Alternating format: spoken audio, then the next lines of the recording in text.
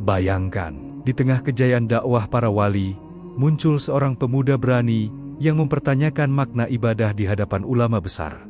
Bukan untuk melawan, tapi untuk menembus kedalaman yang belum banyak tersentuh. Inilah kisah menegangkan Saridin dan Sunan Kudus.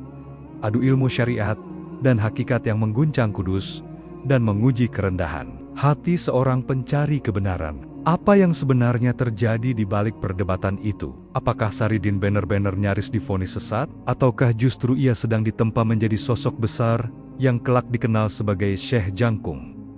Saksikan kisah lengkapnya sampai akhir, karena setiap episodenya menyimpan pelajaran yang mungkin belum pernah kamu dengar sebelumnya. Semoga yang sudah klik video ini dimurahkan rezekinya, dilapangkan urusannya, dan ditenangkan hatinya. Amin.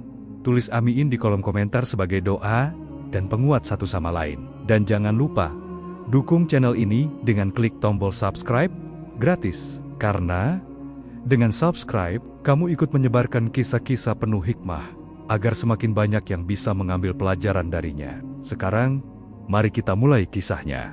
Di sebuah desa yang tenang di tanah Jawa, ketika suara azan menggema lembut di antara sawah dan pepohonan jati, lahirlah seorang anak yang kelak mengguncang banyak pemikiran. Namanya Saridin. Tak ada yang menyangka, bocah kurus dengan tatapan dalam itu akan menjadi bahan bisik-bisik warga, bahkan perdebatan para ulama. Sejak kecil, Saridin berbeda. Saat anak-anak lain berlari di pematang sawah dan tertawa tanpa beban, ia justru sering duduk diam memandangi langit. Tatapannya kosong, namun seolah menyimpan pertanyaan besar yang tak terucap. Ibunya pernah mendapati Saridin kecil berbicara sendiri di sudut rumah.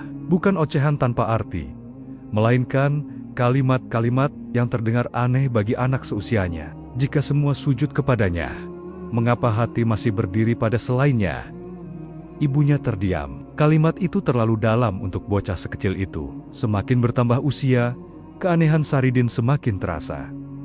Ia cepat memahami pelajaran agama, ayat-ayat suci yang baru sekali dibacakan, sudah melekat kuat dalam ingatannya. Namun, bukan itu yang membuat orang-orang resah. Yang membuat mereka gelisah adalah caranya bertanya. Di surau kecil desa, ketika seorang guru menjelaskan tentang kewajiban salat 5 waktu, Saridin mengangkat tangan. "Guru, jika seseorang salat tapi hatinya sibuk pada dunia, apakah ia benar-benar salat?" Ruangan mendadak hening. Beberapa santri menoleh kesal. Pertanyaan itu terdengar seperti menggugat, bukan ingin belajar. Sang guru menjawab dengan tegas bahwa kewajiban tetaplah kewajiban.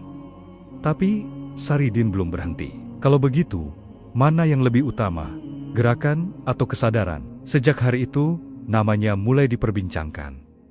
Sebagian menganggapnya cerdas, sebagian lain menilainya terlalu berani. Saridin tak bermaksud melawan. Ia hanya merasa ada sesuatu yang lebih dalam dari sekadar aturan lahiriah. Baginya, ibadah bukan hanya tentang gerak tubuh, melainkan getaran jiwa. Namun, di lingkungan yang menjunjung tinggi keteraturan dan kepatuhan, pertanyaan seperti itu terdengar mengusik. Waktu berlalu, Saridin tumbuh menjadi pemuda dengan sorot mata tajam dan kata-kata yang sulit ditebak. Ia gemar menyendiri di tepi sungai, merenungi gemericik air yang mengalir tanpa henti. Suatu hari, seorang sahabatnya bertanya, mengapa ia sering menyendiri? "Aku sedang belajar dari air," jawabnya singkat. "Belajar apa?" "Air mengalir tanpa membantah batu, tapi lama-lama batu pun berlubang." Jawaban itu membuat sahabatnya menggeleng tak paham. Desas-desus tentang Saridin mulai menyebar ke desa-desa sekitar. Ada yang berkata ia memiliki ilmu tinggi. Ada pula yang berbisik bahwa pemuda itu bisa menyesatkan jika tak diawasi. Beberapa orang tua melarang anaknya terlalu dekat dengannya, khawatir terpengaruh pemikiran yang dianggap terlalu bebas. Namun anehnya, semakin dijauhi, semakin banyak pula yang diam-diam ingin mendengar ucapannya. Setiap kali Saridin berbicara, seolah ada cermin yang dipasang di hadapan jiwa pendengarnya. Kata-katanya sederhana, tapi menghunjam. Suatu malam, di sebuah perbincangan kecil selepas salat, Saridin berkata pelan, "Banyak orang mencari Tuhan di langit, tapi lupa bahwa dia lebih dekat dari urat nadi." Seorang pria tua menegurnya, "Hati-hati dengan ucapanmu. Tidak semua orang siap memahami. Saridin hanya tersenyum. Kalau begitu, ajari mereka agar siap, bukan membungkam pertanyaannya. Ucapan itu sampai juga ke telinga para tokoh agama di wilayah Kudus. Nama Saridin disebut dalam sebuah majelis. Seorang ulama berkata bahwa pemuda itu terlalu sering berbicara tentang hakikat sebelum orang-orang kokoh dalam syariat. Yang lain menimpali bahwa jika benar ilmunya dalam, maka ia perlu dibimbing, bukan dijauhi. Di desanya sendiri, tekanan mulai terasa. Beberapa orang menuduhnya sombong karena seolah merasa lebih mengerti makna ibadah. Padahal Saridin tak pernah merasa lebih tinggi. Ia justru sering berkata bahwa dirinya masih mencari. Pada suatu sore yang mendung, Saridin duduk di bawah pohon besar ketika seorang utusan datang menemuinya. Pakaian utusan itu rapi, sikapnya tegas. "Apakah engkau Saridin?" Saridin mengangguk. "Engkau diminta hadir ke Kudus. Ada yang ingin berbincang denganmu." Tak ada nada ramah dalam suara itu. Lebih terdengar seperti panggilan resmi, bukan undangan bersahabat. Warga yang mendengar kabar itu terkejut. Ada yang merasa ini kabar baik karena Saridin akan bertemu ulama besar. Ada pula yang khawatir, takut pemuda itu akan diadili karena ucapannya. Malam sebelum keberangkatan, ibunya mendekat dengan mata berkaca-kaca. "Nak, jangan berbicara sembarangan di sana. Orang-orang besar tak selalu suka ditanya." Saridin menggenggam tangan ibunya. "Ibu, jika pertanyaan lahir dari kejujuran, mengapa harus takut?" Ibunya tak mampu menjawab. Di bawah langit malam yang sunyi, Saridin menatap bintang-bintang. Ia tahu, perjalanan ke Kudus bukan perjalanan biasa. Di sana ada wibawa, ada ilmu tinggi, ada otoritas yang dihormati banyak orang. Tapi ia juga tahu, jika ia menahan apa yang diyakininya sebagai kebenaran, ia akan mengkhianati pencariannya sendiri. Angin malam berembus pelan, seakan membawa bisikan masa depan. Sebuah pertemuan besar sedang menunggu. Pertemuan yang bukan sekadar percakapan, melainkan benturan dua cara pandang. Syariat yang kokoh dengan aturannya, dan hakikat yang menyelam ke kedalaman makna. Saridin menarik napas panjang. Perjalanan itu akan menentukan satu hal. Apakah ia hanya akan dikenang sebagai pemuda pembangkang, atau justru sebagai pencari kebenaran yang berani mengguncang pemahaman zamannya. Pagi itu, langit Kudus tampak lebih pucat dari biasanya. Kabut tipis menggantung di antara atap-atap rumah dan menara masjid yang menjulang anggun. Di kota inilah ilmu dihormati, adab dijunjung tinggi, dan setiap kata para ulama menjadi pegangan masyarakat. Dan hari itu, seorang pemuda dari desa jauh melangkah masuk ke pusat dakwah dengan sorot mata yang tak menunjukkan gentar. Dialah Saridin. Langkahnya tenang, tapi bisik-bisik sudah lebih dulu menyambutnya. "Itukah pemuda yang sering mempertanyakan ajaran guru-guru? Katanya ilmunya tinggi, tapi lisannya tajam.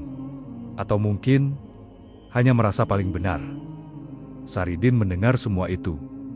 Namun, wajahnya tetap datar. Ia tidak datang untuk membuktikan siapa yang paling benar. Ia datang karena panggilan yang tak bisa ia abaikan. Di dalam pendopo besar, para santri duduk berbaris rapi. Di ujung ruangan, dengan wibawa yang tak perlu ditunjukkan berlebihan, duduk seorang ulama besar yang namanya dikenal luas, Sunan Kudus. Tatapannya teduh, tapi dalam. Wajahnya tenang, namun menyimpan kecerdasan yang sulit ditakar. Ketika Saridin memasuki ruangan, suasana mendadak hening. Ia memberi salam dengan sopan, menundukkan kepala tanpa berlebihan. Sunan Kudus mengangguk pelan, mempersilahkannya duduk. "Engkau, Saridin?" Suara Sunan Kudus lembut, tapi tegas. "Benar, Kanjeng Sunan. Aku mendengar banyak tentangmu, tentang pertanyaan-pertanyaanmu." Saridin terdiam sejenak. "Saya hanya bertanya untuk memahami, bukan untuk menentang." Beberapa santri tampak tidak suka dengan jawaban itu. Bagi mereka, bertanya terlalu jauh, kadang dianggap melampaui batas. Namun Sunan Kudus tak langsung bereaksi. Ia justru menatap Saridin lebih lama, seakan mencoba membaca isi hatinya. "Katakan padaku," lanjut Sunan Kudus, "apa yang menurutmu kurang dari apa yang telah diajarkan para guru di desamu?" Saridin mengangkat wajahnya perlahan. "Tidak ada yang kurang, Kanjeng Sunan. Syariat adalah cahaya, tapi saya takut Jika orang hanya memegang cahayanya tanpa memahami sumbernya, ruangan terasa menghangat. Kalimat itu terdengar berani.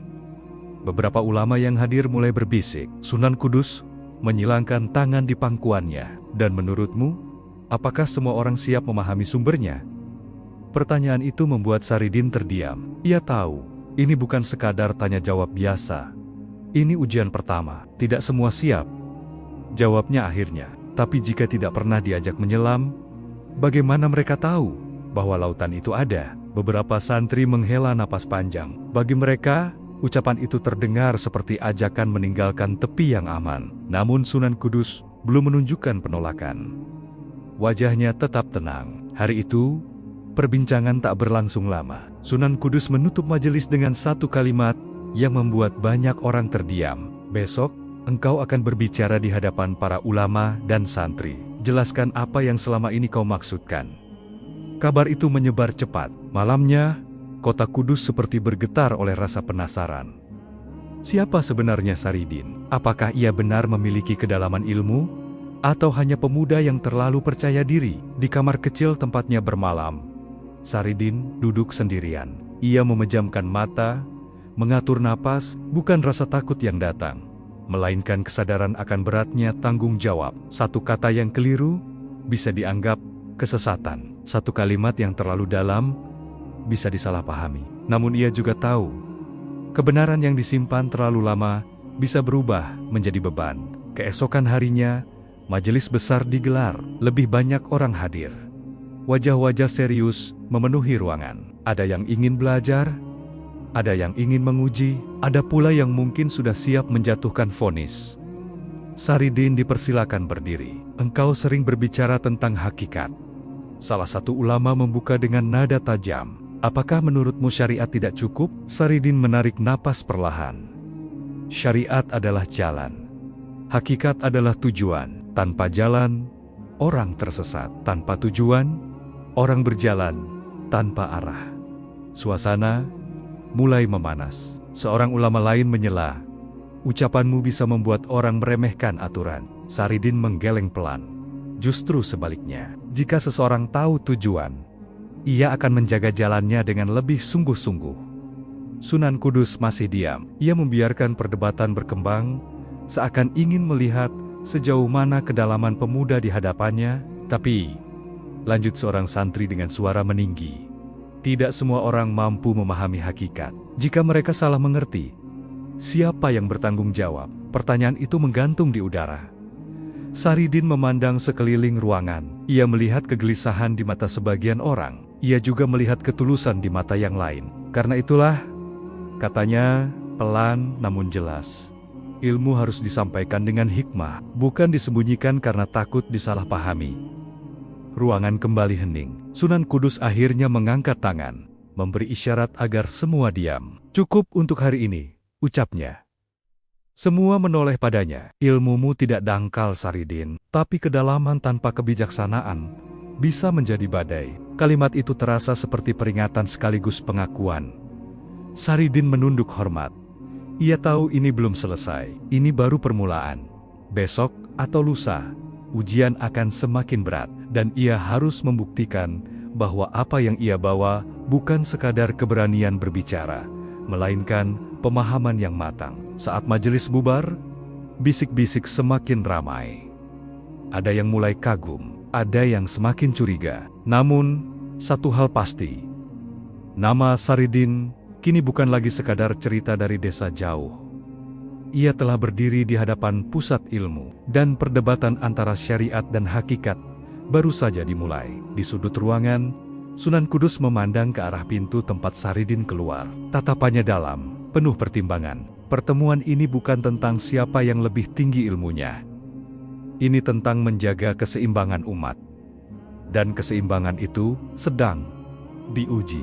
Pagi itu, udara di Kudus terasa lebih berat dari biasanya. Majelis besar kembali digelar. Para ulama, santri, dan masyarakat yang penasaran memenuhi pendopo hingga ke serambi luar. Kabar tentang perdebatan kemarin telah menyebar cepat. Dan hari ini semua orang tahu, pembahasan tak lagi sekadar percakapan biasa. Ini akan menjadi adu pemahaman yang sesungguhnya. Syariat dan hakikat akan dipertemukan dalam satu ruang. Saridin duduk tenang di sisi ruangan. Wajahnya tak menunjukkan kegelisahan, namun sorot matanya tajam dan waspada. Di hadapannya, Sunan Kudus duduk dengan wibawa yang tak tergoyahkan. Beliau bukan hanya ulama besar, tetapi penjaga tatanan masyarakat. Setiap kata yang keluar dari lisannya bisa menjadi penegasan, bahkan penentu arah. Majelis dibuka dengan pembacaan ayat suci. Suasana hening. Setelah itu, seorang ulama senior berdiri dan langsung mengarahkan pandangan kepada Saridin. "Wahai pemuda," ucapnya tegas, "engkau mengatakan bahwa ibadah tanpa kesadaran hanyalah gerakan kosong. Apakah engkau menuduh sebagian umat hanya melakukan kesia-siaan?" Pertanyaan itu tajam, seperti anak panah yang dilepaskan tanpa ragu. Saridin bangkit perlahan. Ia menunduk hormat sebelum menjawab, "Saya tidak menuduh siapapun. Saya hanya mengingatkan diri saya sendiri, bahwa tubuh bisa sujud, tapi hati belum tentu ikut tunduk." Beberapa orang mengangguk pelan, namun sebagian lain mulai gelisah. Ulama itu kembali bertanya, "Apakah menurutmu syariat belum cukup membimbing manusia?" Saridin menarik napas panjang. Syariat adalah pagar yang melindungi. Tanpa pagar, manusia mudah terjerumus. Tapi pagar bukanlah rumah. Rumahnya adalah kedekatan dengan Allah. Bisik-bisik mulai terdengar lebih keras. Sebagian merasa jawaban itu indah, sebagian lain menganggapnya berbahaya. Seorang santri muda berdiri dengan wajah memerah. Jika semua orang sibuk mencari hakikat tanpa menguatkan syariat, bukankah itu akan membuat kekacauan? Saridin menatapnya lembut. Justru karena itu hakikat tidak boleh dilepaskan dari syariat. Ia seperti ruh dalam jasad. Jasad tanpa ruh adalah mayat. Ruh tanpa jasad tak bisa terlihat. Kalimat itu membuat ruangan mendadak sunyi. Sunan Kudus akhirnya berbicara. Suaranya tenang, namun menggetarkan. "Engkau berbicara tentang ruh dan jasad. Katakan padaku, bagaimana caramu memastikan bahwa apa yang kau sebut hakikat bukan hanya perasaanmu sendiri?" Pertanyaan itu lebih dalam dari sebelumnya. Bukan sekadar tentang teori, tapi tentang sumber keyakinan. Saridin terdiam sejenak.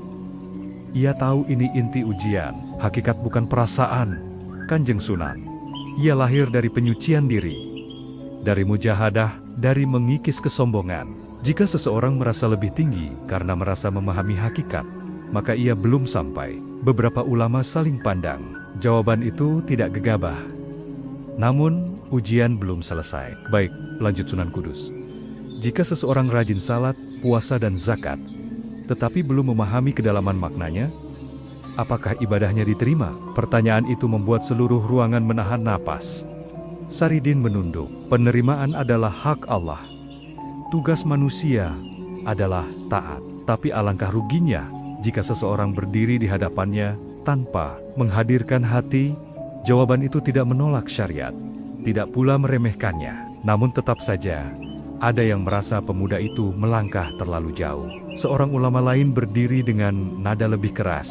"Ucapanmu bisa membuat orang awam merasa ibadahnya tidak berarti. Itu berbahaya." Saridin memandangnya dengan tenang. Yang berbahaya bukan mengajak orang menghidupkan hati. Yang berbahaya adalah merasa cukup dengan gerakan tanpa kesadaran. Suasana mulai memanas. Beberapa santri berbisik bahwa pemuda ini terlalu berani. Ada pula yang mulai terpikat oleh keberanian dan ketenangannya. Sunan Kudus mengangkat tangan, meminta semua kembali tenang. Lalu beliau berdiri, wajahnya serius. "Ilmu," ucapnya perlahan, "bukan hanya tentang kebenaran, tapi tentang waktu dan cara penyampaian. Tidak semua yang benar harus diucapkan kepada semua orang." Kalimat itu seperti petir yang menyambar kesadaran banyak orang.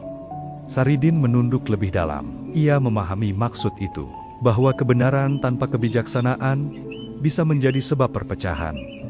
Namun ia juga merasa perlu menjelaskan satu hal terakhir. "Jika saya diam karena takut disalahpahami," katanya pelan namun jelas, "bukankah itu berarti saya meragukan cahaya kebenaran itu sendiri?" Ruangan kembali riuh. Seorang ulama bangkit dengan wajah tegang. Pemuda ini terlalu berbahaya. Jika dibiarkan, ia bisa mengguncang keyakinan orang-orang awam. Kata-kata itu menggantung di udara, seperti vonis yang siap dijatuhkan. Saridin tidak membela diri dengan emosi. Ia hanya berdiri tegak, menerima setiap tatapan yang mengarah padanya. Sunan Kudus menatapnya dalam-dalam. Ada sesuatu di mata beliau, bukan kemarahan, bukan pula persetujuan penuh, melainkan pertimbangan. Akhirnya beliau berkata, "Ilmumu memiliki dasar, tapi api, jika terlalu besar, bisa membakar rumah yang ingin kau hangatkan." Semua terdiam. Majelis hari itu ditutup tanpa keputusan jelas. Tidak ada vonis, tidak pula pujian terbuka. Namun semua orang tahu, pertarungan pemahaman ini belum selesai.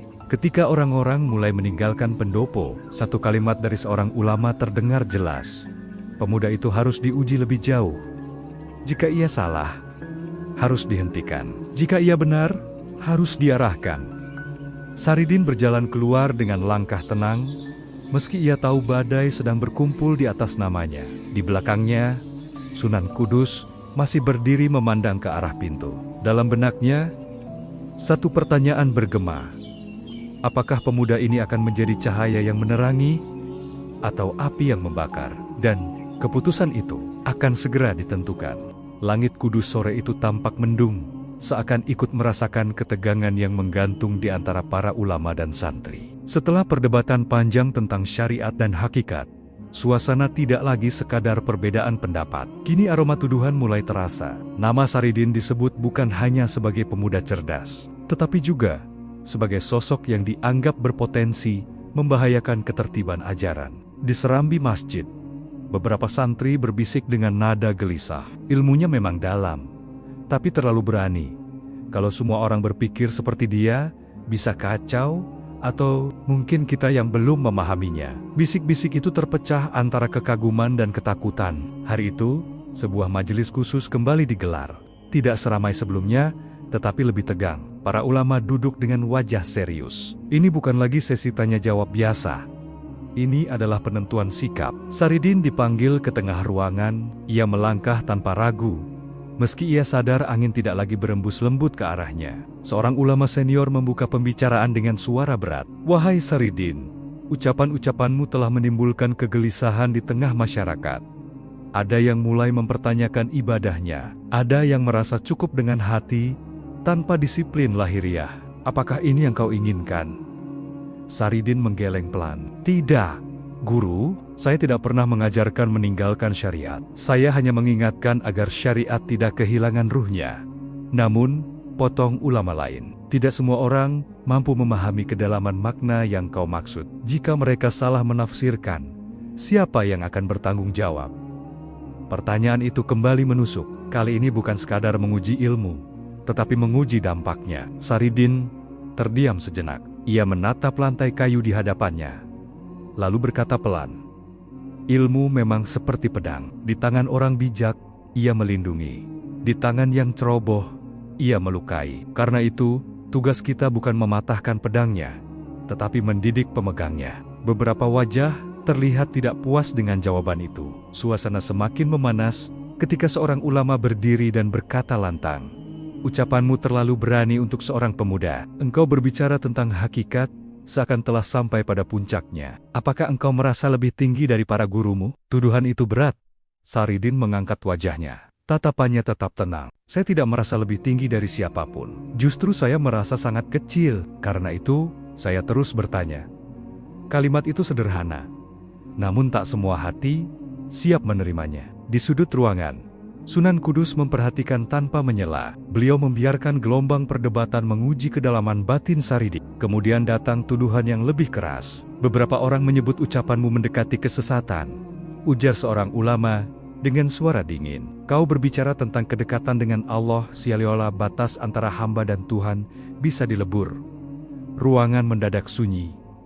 Saridin menarik napas panjang. "Saya tidak pernah mengatakan hamba menjadi Tuhan. Saya hanya mengatakan bahwa Allah lebih dekat daripada yang kita kira." Kedekatan bukan berarti penyatuan. Ia berarti kesadaran. Sebagian ulama tampak merenung, namun sebagian lain masih menyimpan keraguan. Akhirnya, Sunan Kudus berdiri. Semua langsung diam.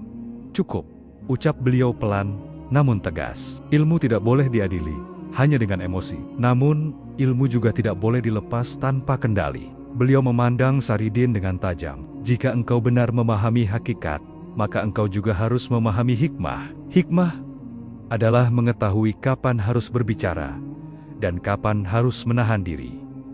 Saridin menunduk hormat. Saya belajar, Kanjeng Sunan. Namun ujian belum selesai. Sunan Kudus melanjutkan. Untuk memastikan kedalaman ilmumu, akan ada ujian.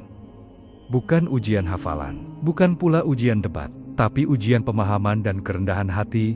Bisik-bisik kembali terdengar. Ujian apa? Tanya salah seorang ulama. Sunan Kudus tidak langsung menjawab. Beliau menatap Saridin dalam-dalam. Engkau sering berbicara tentang hati yang hidup, maka buktikan bahwa hatimu tidak digerakkan oleh kesombongan.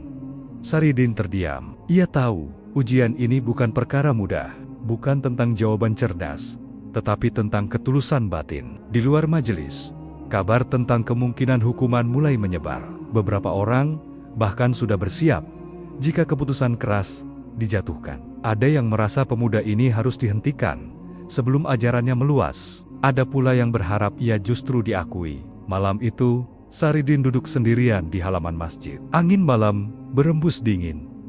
Ia tidak merasa marah atas tuduhan yang datang, namun ia merasakan beratnya posisi yang sedang ia hadapi. Ia berbisik pelan, "Ya Allah, jika lisanku terlalu tajam, tumpulkanlah. Jika hatiku mulai sombong, hancurkanlah. Tapi jika ini adalah jalanmu, kuatkanlah." Langkah kaki terdengar mendekat. Seorang santri muda yang sebelumnya terlihat menentangnya, kini berdiri di sampingnya. "Apakah kau tidak takut?" tanya santri itu.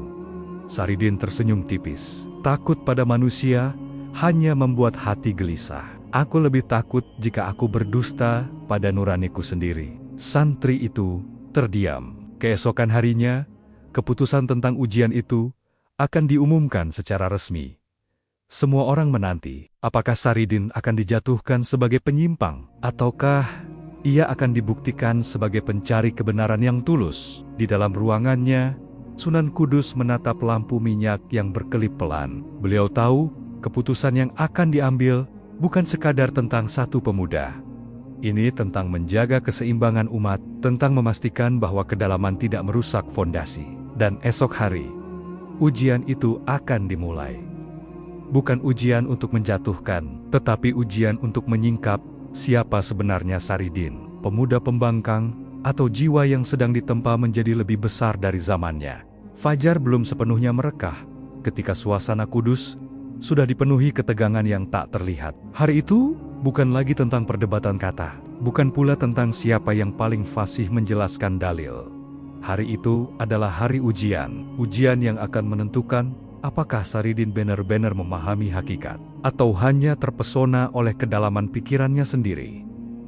Majelis digelar lebih tertutup dari biasanya. Hanya para ulama utama dan beberapa santri senior yang diizinkan hadir. Di tengah ruangan, Saridin duduk bersila dengan wajah tenang. Di hadapannya, Sunan Kudus tampak lebih serius dari sebelumnya. "Wahai Saridin," ucap Sunan Kudus perlahan, "engkau berbicara tentang hati yang hidup dan kesadaran yang sejati. Hari ini aku tidak akan mengujimu dengan debat. Aku ingin melihat keadaan hatimu." Semua yang hadir terdiam. Sunan Kudus melanjutkan, "Katakan padaku, apakah engkau siap menerima keputusan apapun setelah ujian ini?" Saridin menunduk dalam. "Jika itu demi kebaikan agama dan umat, saya siap." Jawaban itu terdengar mantap, namun ujian belum dimulai. Sunan Kudus memberi isyarat. Seorang santri membawa sebuah cawan berisi air dan meletakkannya di hadapan Saridin. "Lihatlah air ini," kata Sunan Kudus. "Jika air ini keruh, apa yang harus dilakukan?" Saridin memandang permukaan air yang sedikit berdebu. Dibiarkan tenang agar kotorannya mengendap. Dan jika seseorang terus mengaduknya, air itu tak akan pernah jernih. Sunan Kudus menatapnya tajam. "Menurutmu, ucapan-ucapanmu selama ini menjernihkan umat, atau justru mengaduknya?" Pertanyaan itu menghantam lebih keras dari tuduhan sebelumnya. Saridin terdiam cukup lama. Ruangan terasa semakin sunyi. Semua menunggu jawabannya. "Aku berharap menjernihkan," jawabnya akhirnya. "Namun jika caraku justru mengaduk, maka mungkin aku yang harus belajar menahan tangan." Beberapa ulama saling pandang, jawaban itu tidak defensif. Tidak pula keras kepala. Namun, ujian belum selesai. Seorang ulama senior berdiri, "Jika engkau merasa memahami hakikat, maka jawablah ini. Manakah yang lebih tinggi, orang yang sibuk beribadah secara lahiriah, atau orang yang tenggelam dalam makna batin tanpa banyak gerakan?" Saridin mengangkat wajahnya perlahan. Yang lebih tinggi adalah yang paling ikhlas. Lahir dan batin bukan untuk dipertentangkan. Mereka harus saling menguatkan. Ulama itu menggeleng pelan. Jawaban yang aman. Saridin tersenyum tipis. Karena kebenaran memang tidak selalu berada di sisi yang ekstrem, suasana sedikit mencair, namun ketegangan belum hilang. Sunan Kudus lalu memberikan ujian terakhir. "Jika hari ini kami memutuskan bahwa engkau harus berhenti berbicara tentang hakikat kepada masyarakat awam, apakah engkau akan menerimanya?" Pertanyaan itu membuat jantung beberapa orang berdegup lebih cepat. Ini bukan lagi soal teori, ini soal ego dan kerendahan hati. Saridin menutup matanya sesaat. Ia tahu, inilah inti dari semua ujian, bukan tentang seberapa dalam ilmunya, tetapi seberapa bersih hatinya. "Jika itu keputusan para guru," katanya pelan, "maka saya akan menerimanya. Ilmu bukan untuk meninggikan diri. Jika saya belum pantas menyampaikannya, maka saya akan memperbaiki diri terlebih dahulu." Ruangan mendadak hening. Sunan Kudus memperhatikan wajah Saridin dengan seksama, seolah ingin memastikan tidak ada kepalsuan dalam jawabannya. "Engkau tidak marah?" tanya beliau. "Marah hanya muncul jika saya merasa memiliki kebenaran itu," jawab Saridin. "Padahal semua kebenaran milik Allah." Kalimat itu menggema lembut namun kuat. Beberapa ulama yang sebelumnya paling keras kini mulai melunak. Mereka melihat bukan hanya kecerdasan dalam diri pemuda ini, tetapi juga ketundukan yang tulus. Sunan Kudus akhirnya berdiri. Semua ikut berdiri sebagai bentuk hormat. "Ilmu yang dalam," ucap beliau, "seringkali membuat seseorang tergoda untuk merasa lebih cepat sampai. Namun engkau menunjukkan bahwa engkau masih mau berjalan bersama jamaah." Beliau melangkah mendekat ke arah Saridin. "Ilmumu tinggi, namun tinggi bukan berarti bebas dari adab. Mulai hari ini, engkau tetap belajar di sini. Engkau akan memperdalam syariat sebelum kembali berbicara tentang hakikat kepada masyarakat. Keputusan itu bukan hukuman, bukan pula pembebasan sepenuhnya. Itu adalah arahan." Saridin menunduk dalam-dalam. "Saya menerima, Kanjeng Sunan." Tidak ada sorak kemenangan. Tidak pula wajah kecewa, hanya kelegaan yang perlahan menyebar di antara yang hadir. Ujian itu bukan tentang benar atau salah, bukan tentang menang atau kalah.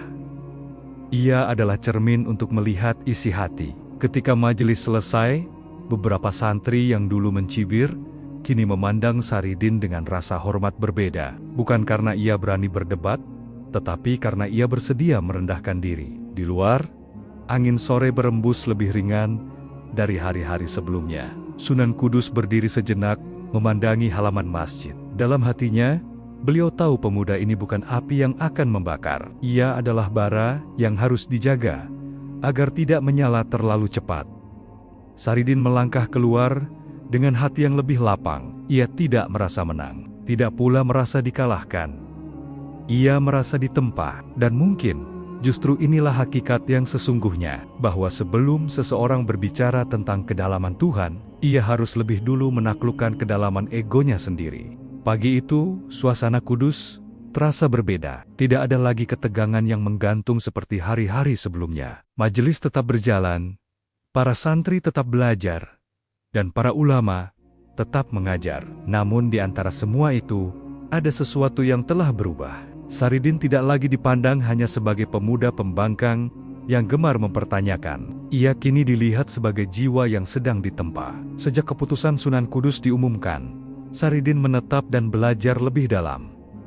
Ia tidak lagi banyak berbicara di depan umum. Ia lebih sering terlihat membersihkan halaman masjid, membantu santri lain, atau duduk di sudut ruangan, mendengarkan pelajaran dengan khusyuk. Beberapa orang heran melihat perubahan itu.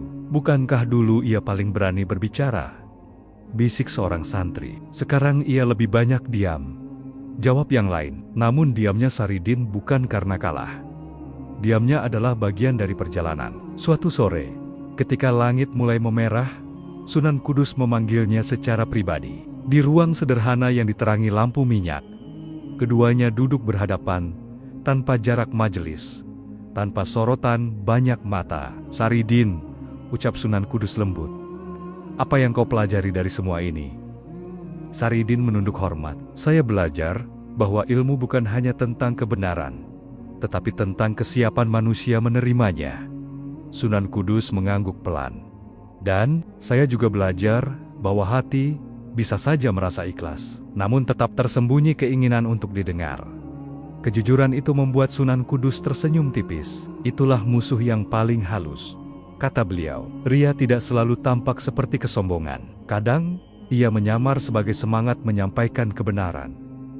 Ruangan menjadi hening, lampu minyak berkelip pelan, seolah ikut menyimak percakapan dua generasi pencari ilmu. "Engkau berbicara tentang hakikat," lanjut Sunan Kudus. "Tahukah engkau mengapa syariat harus ditegakkan lebih dahulu?" Saridin mengangkat wajahnya. "Karena syariat adalah pagar." "Lebih dari itu," jawab Sunan Kudus. "Syariat adalah latihan disiplin. Ia membentuk kerendahan hati. Tanpa fondasi itu, hakikat bisa berubah menjadi ilusi." Saridin menyerap setiap kata dengan penuh perhatian. "Banyak orang ingin meloncat ke langit," lanjut beliau, "padahal kakinya belum kokoh di bumi." Saridin tersenyum kecil. "Dan saya hampir menjadi salah satunya." Sunan Kudus tidak membantah. Malam itu, percakapan mereka berlangsung panjang. Bukan lagi debat, bukan lagi adu argumen, melainkan nasihat dari seorang guru kepada murid yang mulai matang. Sunan Kudus tidak mematahkan semangat Saridin. Beliau hanya mengarahkannya agar menyala dengan tepat. Hari-hari berikutnya, perubahan Saridin semakin terasa. Ia tetap berbicara tentang makna batin, tetapi dengan bahasa yang lebih lembut. Ia tidak lagi memancing perdebatan. Ia lebih banyak memberi contoh melalui sikap. Suatu hari, seorang santri muda yang dulu paling keras menentangnya datang menghampiri. "Maafkan aku," ucap santri itu pelan. "Aku pernah menganggapmu sesat." Saridin tersenyum hangat. "Jika bukan karena pertentangan itu, mungkin aku tidak akan belajar banyak." "Apakah kau masih ingin berbicara tentang hakikat kepada banyak orang?" Saridin menatap langit sejenak. "Aku ingin berbicara, tapi bukan untuk didengar. Aku ingin berbicara agar orang lebih dekat kepo dunia, bukan lebih dekat kepadaku." Jawaban itu sederhana, namun mengandung kedewasaan yang tak lagi meledak-ledak. Waktu berlalu. Nama Saridin perlahan berubah. Sebagian mulai memanggilnya dengan sebutan baru, Syekh Jangkung, julukan yang kelak akan melekat dalam kisah-kisah panjang tentang dirinya. Namun di balik nama itu, ada proses panjang yang tak semua orang tahu. Ada hari-hari penuh tuduhan. Ada malam-malam penuh doa. Ada ujian yang menekan ego hingga hampir patah. Suatu pagi, sebelum matahari naik sepenuhnya, Sunan Kudus berdiri di serambi dan memandang para santri yang belajar. Di antara mereka, Saridin duduk dengan khusyuk, bukan di barisan depan untuk menonjol, bukan pula di sudut tersembunyi untuk menghindar. Ia berada di tengah, seimbang. Sunan Kudus berkata pelan kepada salah satu ulama di sampingnya, "Ilmu itu seperti air. Jika wadahnya terlalu kecil, ia akan tumpah. Tapi jika wadahnya kuat, ia akan menenangkan." "Dan Saridin?" tanya ulama itu. "Wadahnya sedang diperbesar," jawab beliau. Tak lama kemudian, Saridin menghampiri dan mencium tangan gurunya. "Terima kasih atas bimbinganmu," ucapnya tulus. Sunan Kudus menatapnya dalam. "Perjalananmu masih panjang. Ingatlah satu hal, Saridin, jangan pernah merasa telah sampai." Saridin mengangguk. Karena merasa sampai adalah tanda berhenti. Senyum tipis terukir di wajah Sunan Kudus. Pertarungan antara syariat dan hakikat yang dulu tampak seperti benturan keras, kini berubah menjadi harmoni. Bukan karena salah satunya menang, tetapi karena keduanya menemukan tempatnya. Saridin melangkah keluar dari halaman masjid dengan hati yang lebih matang. Ia tidak lagi berjalan sebagai pemuda yang ingin mengguncang. Ia berjalan sebagai pencari yang memahami bahwa kebenaran harus disampaikan dengan kasih, bukan dengan api. Dan begitulah kisah itu dikenang, bukan sebagai pertarungan dua tokoh besar, bukan sebagai adu siapa paling tinggi ilmunya, tetapi sebagai perjalanan seorang murid yang belajar bahwa hakikat tanpa syariat adalah kesombongan, dan syariat tanpa hakikat adalah kekeringan. Dari Kudus, perjalanan Saridin belum berakhir. Justru di sanalah ia benar-benar dimulai.